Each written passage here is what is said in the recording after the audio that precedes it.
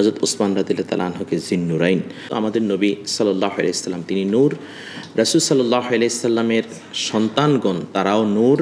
নাহমাদুহু ওয়া নুসাল্লি আলা রাসূলিহিল কারীম, আম্মা বা'দ। আমরা জানি ইসলামের তৃতীয় খলিফা হযরত ওসমান রাদিয়াল্লাহু তাআলা আনহুকে বলা হয় জিন্নুরাইন। জিন্নুরাইন শব্দের অর্থ হচ্ছে তিনি দুই নূরের মালিক, অর্থাৎ রাসূল সাল্লাল্লাহু আলাইহি সাল্লামের দুইজন মেয়েকে তিনি বিয়ে করেছেন, একজনের নাম হযরত কুলসুম আরেকজনের নাম হযরত রোকেয়া। এই জন্য ওনাকে বলা হয় জিন্নুরাইন, অর্থাৎ তিনি দুই নূরের মালিক। মূলত আমাদের নবী সাল্লাল্লাহু আলাইহি সাল্লাম তিনি নূর, রাসূল সাল্লাল্লাহু আলাইহি সাল্লামের সন্তানগণ তারাও নূর।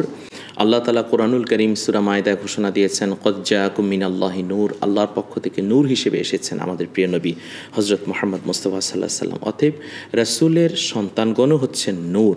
এই জন্য হযরত ওসমান যেহেতু দুইজন আল্লাহ নবীর কন্যাকে বিয়ে করেছেন, এই জন্য বলা হয় হযরত ওসমান রাদিয়াল্লাহু তাআলা আনহুকে জিন্নুরাইন। হযরত ওসমান রাদিয়াল্লাহু তাআলার হায়া বিশেষ আলোচ্য ছিল এ কারণে তিনি অনেক বেশি লজ্জা পেতেন, তিনি অনেক লাজুক ছিলেন। কবর দেখলে তিনি কাঁদতেন, আখিরাতের ভয়ে তিনি কাঁদতেন। আসুন আমরা রাসূলের খলিফাদেরকে ভালোবাসি, তাদের জীবন কর্ম অনুসরণ করি। আলোর পথে